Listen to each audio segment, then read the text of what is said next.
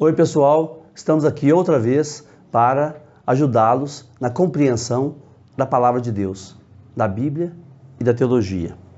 E hoje nós vamos ver o sexto sinal do Evangelho de João, que é a cura de um cego de nascença. Isso está no Evangelho de João, capítulo 9, versículo de 1 a 41. É o sexto sinal. Está faltando um sinal aqui, porque nós já vimos em textos, em vídeos anteriores, a multiplicação dos pães, que é um dos sinais do Evangelho de João, dos 7 sinais.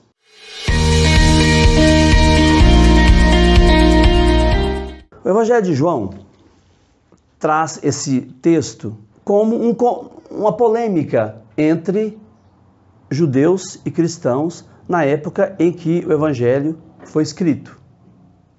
Então, toda vez que eu falo cego, eu não estou falando da pessoa que não vê. Eu estou falando da pessoa que não conhece. Porque ver em hebraico, por isso que a pessoa tem que saber hebraico e grego para entender a Bíblia, senão não entende. Lê ao pé da letra, não entende. Cego não é aquele que não vê, é aquele que não conhece. Porque ver em hebraico significa conhecer. Queremos ver Jesus, os gregos falaram.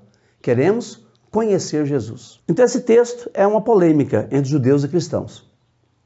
Os judeus achavam que a doença, a cegueira, era fruto do pecado pessoal ou pecado dos pais. Os pais pecaram, os filhos sofrem a consequência do pecado dos pais. Isso está, por exemplo, em Êxodo, capítulo 34, versículo 7. Finalzinho do versículo 7. Êxodo capítulo 34, versículo 7. Embora não deixe impune sem castigo a culpa dos pais nos netos e bisnetos. Então eles tinham essa ideia. Eles não conheciam genética. Né? Então eles achavam que a doença era pecado da própria pessoa ou pecado dos pais, que recaiu sobre os filhos. Esta era uma visão pagã. Uma visão pagã. Deus não castiga ninguém. Deus só ama, especialmente aqueles que erram, porque eles precisam mais, né? Então Deus não castiga. Deus ama. Então, se Deus é amor, como fala São João, ele não pode ser ódio. Senão não seria Deus, né? Seria incoerente. Jeremias corrige. Ele fala assim, lá no capítulo 31, versículo 29 a 30. Corrige essa visão do Êxodo, Jeremias. Tanto que Jesus segue mais os profetas do que a lei de Moisés. Segue bem os profetas, Jesus. Isaías, Jeremias, Ezequiel, Amós, Miqueias. Jesus segue muitos profetas. Jeremias fala assim, no capítulo 31, versículo 29 e 30. Naqueles dias não se dirá.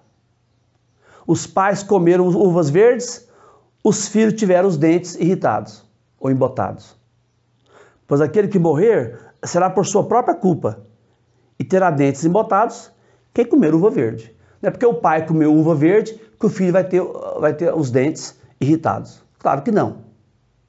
Agora, se eu comer uva verde, eu vou ter meus dentes irritados, embotados. Ezequiel fala assim, capítulo 18, versículo 20. O filho não carregará a culpa do pai. O pai não carregará a culpa do filho.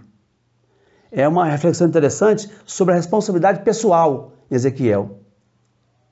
A responsabilidade da pessoa. Eu não carrego a culpa do meu pai, nem ele carrega a minha culpa. Eu fiz uma coisa errada, eu pago por aquilo. Eu fumei demais durante a minha vida, eu posso ter um câncer no pulmão. O meu pai não vai ter câncer no pulmão porque eu fumei. Eu vou ter o câncer no pulmão se eu fumar demais. Então, cada um vai pagar pela sua culpa, pelo seu pecado, né? Os judeus achavam que a doença era sinal da maldição de Deus. Era a ausência de Deus. Aí eles perguntavam assim, por que esse homem nasceu cego? Eles achavam que era culpa de Deus. Para Jesus, não. Para Jesus, a sua ação, sua presença, vai ser uma presença luminosa de Deus. Vai arrancar os homens das trevas. É nesse sentido que ele cura o cego, né? Vai tirar os homens das trevas, do desconhecimento, da ignorância. Dar à vista é iluminar. O cego vai passar da noite para o dia. Nesse sentido, né? Ele não conhecia e agora vai conhecer. No cristianismo antigo, no começo do cristianismo, o batismo era chamado de iluminação. Então quem era batizado era um iluminado. O nome do batismo é iluminação. Agora ele pega a saliva e cura o cego. O que é a saliva? Na cabeça do judeu, o espírito da pessoa é o ar que vem de dentro. Eles achavam que o ar que vem de dentro, quando chega na língua, ele se condensa. Tipo leite condensado, ele se condensa. Aí, quando ele comunica a saliva dele para o cego e cura o cego, é o Espírito Santo dele. A saliva dele é o Espírito Santo concentrado. Eles não conheciam a glândula salivar debaixo da língua, né? Não conheciam. Eles achavam que o ar que vinha de dentro, que é o espírito da pessoa, o ar que vem de dentro de Jesus é o Espírito de Jesus.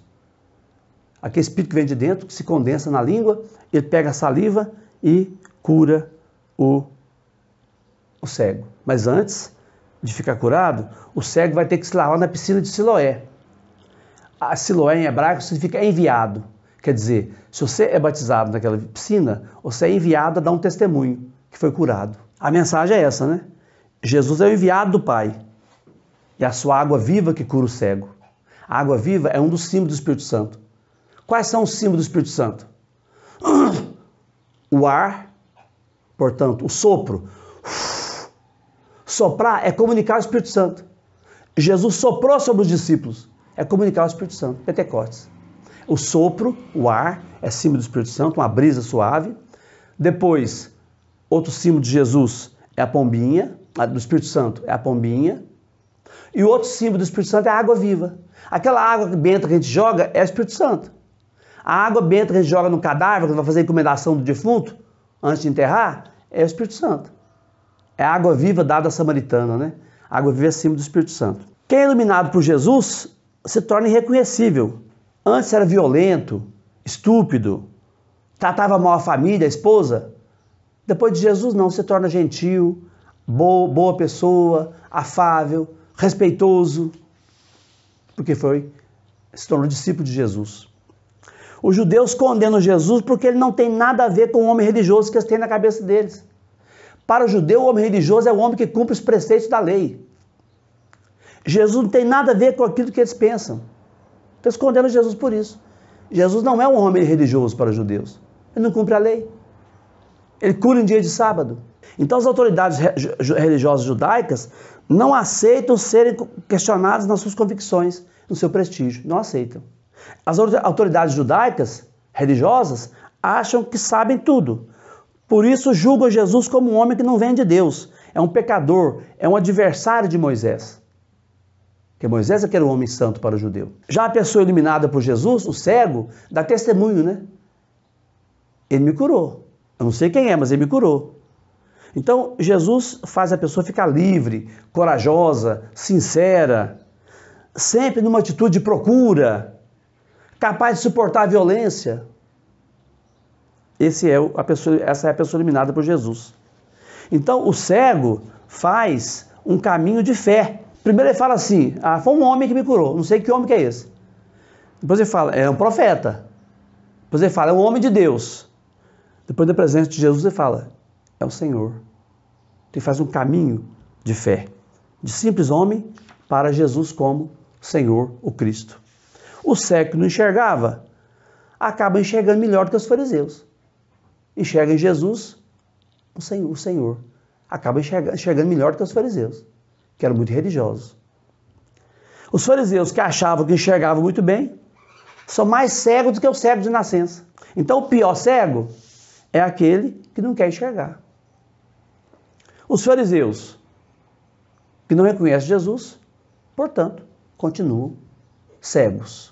Quer dizer, sem conhecer a verdadeira mensagem e a verdadeira vida e pessoa de Jesus. Por hoje é só. Um abraço. Fiquem todos com Deus.